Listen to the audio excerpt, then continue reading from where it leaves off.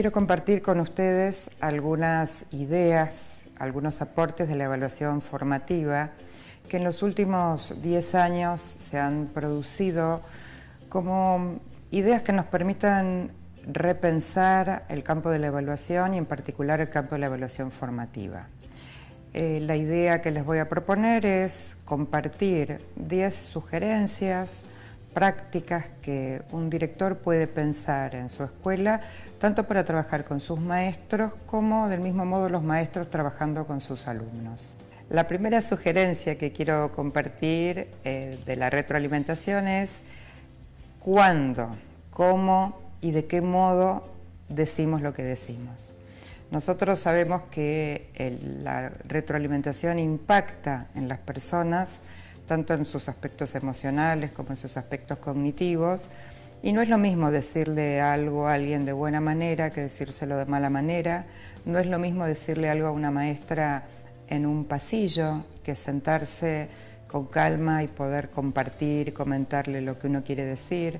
También el sentido de la oportunidad. A veces uno piensa, es mejor decirle al comienzo de la jornada, cuando sale de la escuela, un viernes antes de ir a su casa.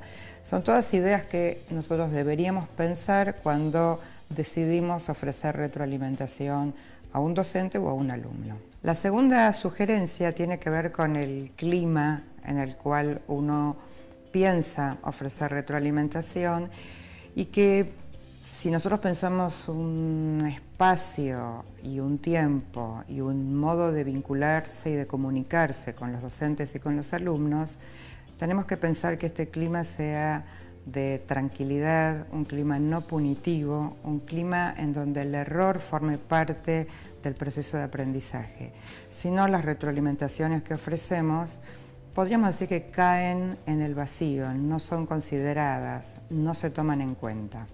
La tercera sugerencia tiene que ver con hacer explícitos los criterios, los estándares, las expectativas de logro, depende cómo sean definidos en cada jurisdicción, de tal manera que los docentes sepan qué se espera de ellos, los alumnos sepan qué se espera de ellos y estos criterios, estos modos de enunciar lo que se espera sean públicos y compartidos. La cuarta sugerencia está vinculada con la anterior porque tiene que ver otra vez con los criterios. Los especialistas dicen que sería bueno compartir los criterios con los docentes en el caso de su desempeño y en el caso de los alumnos con respecto a sus aprendizajes, porque la verdad es que cuando uno va construyendo los criterios va aprendiendo de aquello que está discutiendo, pensando, analizando. Por ejemplo, si les proponemos a los alumnos que aprendan qué es redactar o cómo se redacta un buen cuento, si nosotros discutimos con ellos primero qué es un buen cuento y qué no es un buen cuento, y lo hacemos con un ejercicio muy simple como traer muchos libros de cuentos y poner en una pila cuentos que creemos que son buenos y cuentos que creemos que son malos. Y preguntarle a los alumnos por qué están en la pila de buenos los cuentos buenos y por qué están en la pila de malos los cuentos malos. Y los alumnos empiezan a decir porque tiene imágenes, porque es corto, porque es largo, y uno va registrando estas ideas y con eso va construyendo criterios. ¿Cuál es la intención de compartir, construir, de hacer público los criterios? Que no solamente los utilice el docente para evaluar, sino que sean los propios alumnos que los puedan utilizar para autoevaluarse y también para evaluarse entre pares. Esta misma idea piénsenla para evaluar a los docentes, para que los docentes se autoevalúen y se evalúen entre pares. La quinta sugerencia tiene que ver con qué oportunidades ofrecemos nosotros desde la conducción para que los mismos docentes y los mismos alumnos identifiquen sus problemas, sus fortalezas, sus debilidades, en lugar de señalarlos siempre desde afuera. Parte del ejercicio de retroalimentación a veces es parafrasear lo que un alumno dice o lo que un maestro dice. Inmediatamente el alumno dice, no, pero no es eso lo que yo quería decir, por ejemplo. Y entonces no hace falta que uno le diga nada acerca de su debilidad o de su fortaleza, sino es el mismo alumno o es el mismo docente quien lo reconoce.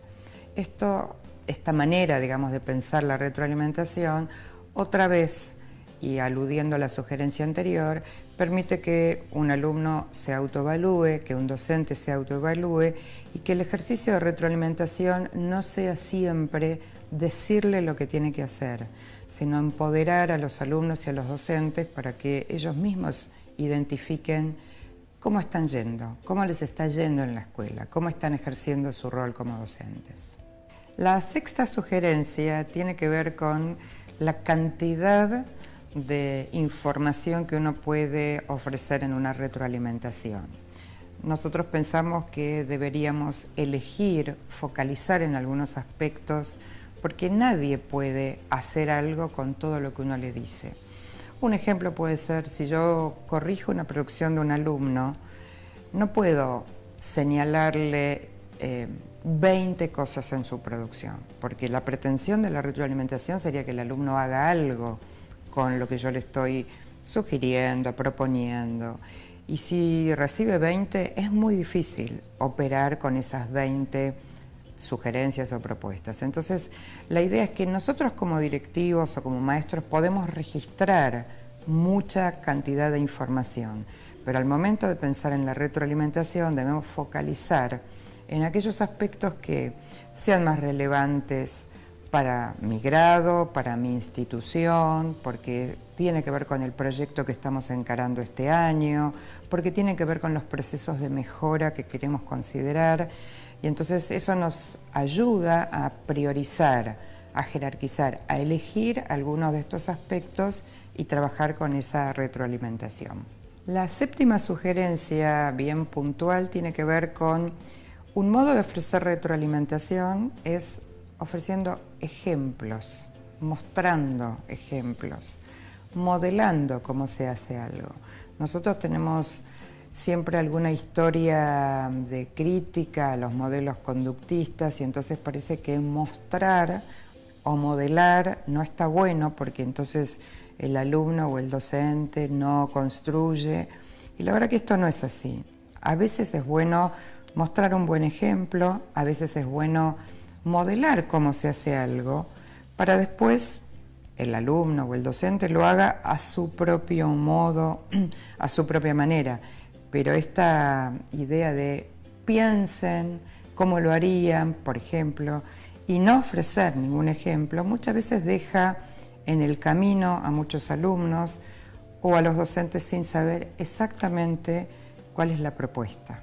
Así que buenos ejemplos es una buena manera de retroalimentar.